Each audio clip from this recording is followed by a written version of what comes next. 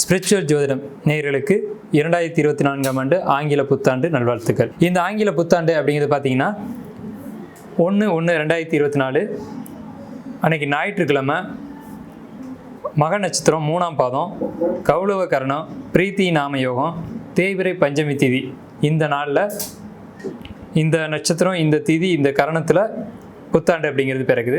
கரெக்டாக பார்த்தீங்க அப்படின்னா கன்னிகா லக்னத்தில், கன்னி லக்னம், லக்னத்திலே கேது, கன்னி லக்னத்தில் கேது, 7ஆம் வீட்டில் ராகு, கன்னி லக்னத்துக்கு 8ஆம் வீட்டில் குரு, கன்னி லக்னத்துக்கு 6ஆம் வீட்டில் சனி.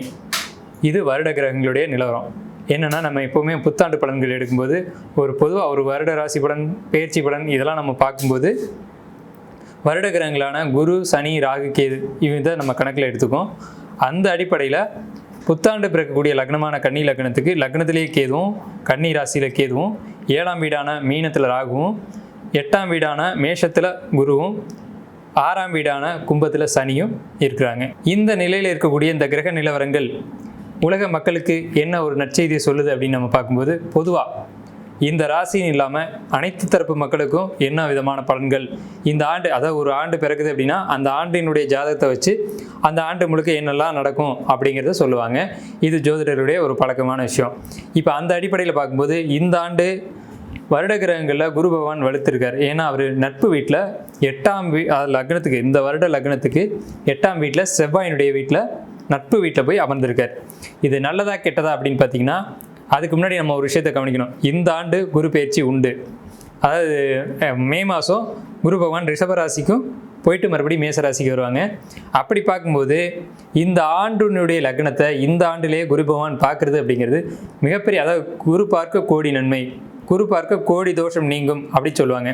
அந்த அடிப்படையில் இந்த ஆண்டு லக்னத்தை குரு பகவானே பார்க்கறதுனால, அங்கே லக்னத்திலே கேது இருக்கிறதுனால ஆன்மீகவாதிகளுக்கும் ஆன்மீகத்தை தூக்கி பிடிக்கிறவங்களுக்கும் ஒரு வெற்றிகரமான ஆண்டாக இந்த ஆண்டு இருக்கும் அப்படிங்கிறதுல சந்தேகம் இல்லை. அதை கிரகங்கள் படம் பிடிச்சு காட்டுது. அதே சமயத்தில் 6ஆம் வீட்டில் சனி, இந்த ஆண்டினுடைய ஜாதகத்தில் 6ஆம் வீட்டில் சனி அப்படின்னா உழைக்கக்கூடிய மக்களுக்கு, உழைப்பாளிகளுக்கு, பொதுமக்களுக்கு ஒரு நல்ல விஷயத்தை இங்கே சொல்லுது. அதாவது உழைக்கக்கூடிய மக்களுக்கு நல்ல ஆதாயங்களும் அனுகூலமும் இந்த ஆண்டு உண்டு. அதே மாதிரி பார்த்துக்கிட்டிங்கன்னா இந்த ஆண்டு அரசாங்கத்துக்கு மக்களாலேயும், மக்களுக்கு அரசாங்கத்தாலேயும் ஒரு சிறப்பான ஒரு நல்ல இணக்கமான ஒரு முறையும் நல்ல ஆட்சி மாற்றங்கள் நிச்சயம் உண்டு அப்படிங்கிறத கிரக நிலவரங்கள் சொல்லுது. குறிப்பாக கடந்த ஆண்டுகளில் பார்த்தீங்க அப்படின்னா ஆலயங்களுக்கு சின்ன சின்ன சேதாரங்கள் நடந்தது. சில ஆலயங்கள் மூடப்பட்டது, சில ஆலயங்களில் தொந்தரவான விஷயங்கள் நடந்தது, சில ஆலயங்கள் மூடப்பட்டது, சில ஆலயங்கள் இடிக்கப்பட்டது. அது ஏன் அப்படின்னு கவனிச்சிங்கன்னா, குருவும் ராகும் ஒரே ராசியில் இருந்திருப்பாங்க.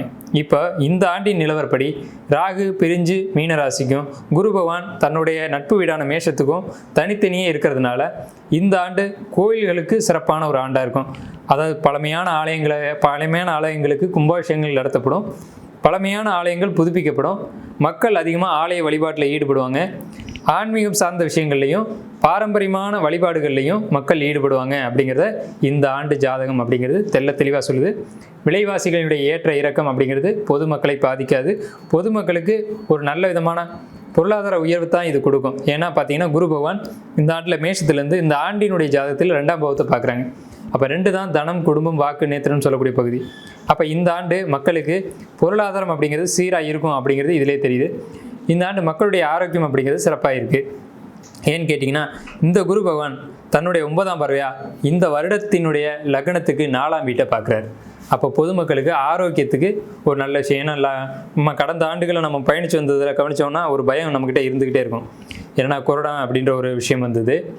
ஸோ இந்த மாதிரியான பாதிப்புகள் இந்த ஆண்டில் நடக்குமா அப்படின்னா, இந்த ஆண்டுகளில் கொரோனா வர்றதுக்கு வாய்ப்பு உண்டு. ஆனால் பாதிப்புகள் அந்த அளவுக்கு இருக்காது. மக்கள் அச்சம் கொள்ள தேவையில்லை. ஆனால் இந்த ஆண்டு அதுக்காக 100% நல்ல விதமாக தான் இருக்குமா அப்படின்னா கிடையாது. சில பாதிப்புகளும் உண்டு. இந்த ஆண்டு பாதிப்புகளும் உண்டு.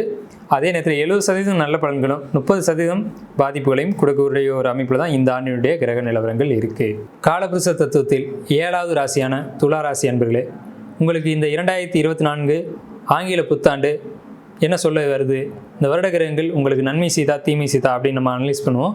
ஒரு ஆய்வுக்கு எடுத்துக்கோம். 7 அப்படின்னாலே தராசு அப்படின்னு அர்த்தம். உங்கள் ராசினுடைய சின்னமே தராசு. தராசு என்ன பண்ணும்? பேலன்ஸ் பண்ணும். இந்த பக்கம் எடைக்கு அந்த பக்கம் காய்கள் சரியாக இருக்கா, ஜாமான் சரியாக இருக்கா அப்படின்னு செக் பண்ணும். இது மாதிரி தான் உங்களுடைய குணம் இருக்கும். தப்பு யார் செஞ்சாலும் தப்பு அப்படின்னு சொல்லக்கூடிய ஒரு தைரியம் உங்கள்கிட்ட இருக்கும். அதாவது நீதி நேர்மையோடு நடத்துக்கிங்க. குறிப்பாக துளாராசியில் இருக்கக்கூடியவங்களுக்கு வந்து ஒயிட் அண்ட் ஒயிட் போடக்கூடிய ஒரு அம்சம் உண்டு. அதாவது white and white collar job அப்படின்னு சொல்லுவாங்க இல்லைங்களா, ஒயிட் காலர் ஜாப் அப்படின்னு சொல்லக்கூடிய ஒரு பணிகளில் இருக்கக்கூடிய அமைப்பு துளாராசிக்காரங்களுக்கு உண்டு. இந்த அமைப்பை கொண்ட நீதி நேர்மையை கொண்ட துளாராசி நேயர்களுக்கு இந்த ஆண்டு கிரக நிலவரங்களின்படி உங்களுக்கு 5ஆம் வீட்டில் சனி ஆட்சி பலம், இது புத்திர வகையில் ஏற்படக்கூடிய நன்மையை சொல்லுது. 7ஆம் வீட்டில் குரு, இது புத்திரர்களால் உங்களுக்கு புகழ் சேரப்போகுது அப்படிங்கிறது சொல்லுது. 6ஆம் வீட்டு ராகு, இங்கே தான் எச்சரிக்கையாக இருக்கணும். உடல் ஆரோக்கியத்தில் ஏதேனும் சில குறைபாடுகள் வரும், வந்து முழுமையாக உங்களுக்கு நிவர்த்தி ஆகும். ஏன்னா ராகு பகவான் ஒரு மாற்றத்தை கொடுக்கக்கூடிய கிரகம். 6ஆம் இடம்ன்றது நோயும் கொடுக்கும், தீர்வையும் கொடுக்கும். ராகு பகவான் போகும்போது ஒரு பிரச்சனையை தெளிவாக முழுமையாக நிவர்த்தி பண்ணி கொடுத்துட்டு போவார். அதாவது ராகு பகவான் வரும்போது என்ன செய்வார்னா பெரிய அடியை கொடுப்பார், ஆனால் நம்ம நினச்சி பார்க்காத அடியை கொடுப்பார். அவர் கிளம்பும்போது என்ன பண்ணுவார்னா அதுக்கான முழு தீர்வையும் கொடுத்துட்டு போவார். ராகு ஒரு பாடம் புகட்டிட்டார்னா அந்த பாடம் வந்து தெளிவாக இருக்கும். ஸோ உங்களுக்கு 6இல் ராகு, 6ஆம் இடம் என்பது உபஜயஸ்தானம், அங்கே ராகு வரலாம். உங்களுக்கு பணி சம்பந்தமான இடர்பாடுகள் இருக்கும், அது சரியாகவும் ஆகும். இடர்பாடுகள் கொடுத்து பிறகு சரியாகும். உங்களுக்கு 6ஆம் வீட்டு ராகு, இதை தான் சொல்கிறாங்க.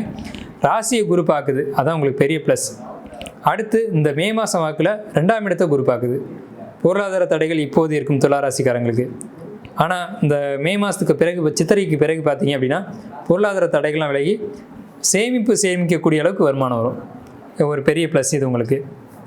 குழந்தைகளுடைய நடவடிக்கைகளை கவனிக்கணும். ஏன்னா 5ஆம் வீட்டு சனி ஆட்சி பலமாக இருந்தாலும் சனி ஒழுக்கக்கேடான விஷயங்களையும் சுட்டி காட்டுவார். அப்படிங்கிறதுனால குழந்தைகள் என்ன செய்கிறாங்க, ஏற்று செய்கிறாங்கன்ற கவனிக்க வேண்டிய பொறுப்பு உங்களுக்கு இருக்குது. உங்களுக்கு 11ஆம் வீட்டை சனி இப்போதைக்கு பார்த்துட்டு இருக்கார். அப்படிங்கிறதுனால லாபங்கள் இந்த ஆண்டு கொஞ்சம் குறைவாக இருக்கும். குரு பகவானுடைய பயிற்சிக்கு மேலே தான் உங்களுக்கு லாபங்கள் அதிகமாக கிடைக்கும். உங்களுக்கு 12ஆம் வீட்டை ராகு பார்க்குறாரு அப்படிங்கிறதுனால தூக்கக்கிடும். 12ஆம் வீட்டில் கேது இருக்கிறதுனால உங்களுக்கு கணவன் மனைவி அன்னோன்யம் அப்படிங்கிறது கொஞ்சம் சிக்கல்களை ஏற்படுத்தும். உங்களுக்கு 80% நல்ல பலன்கள் துளாராசிக்கு இந்த ஆண்டு உண்டு, 25% தீய பலன்கள் உண்டு.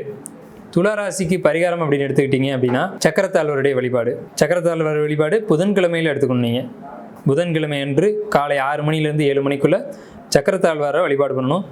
முடிஞ்சதுன்னா ஐகிரிவர் வழிபாடும் துளாராசிக்கு மிகப்பெரிய முன்னேற்றத்தை ஏற்படுத்தி கொடுக்கும்.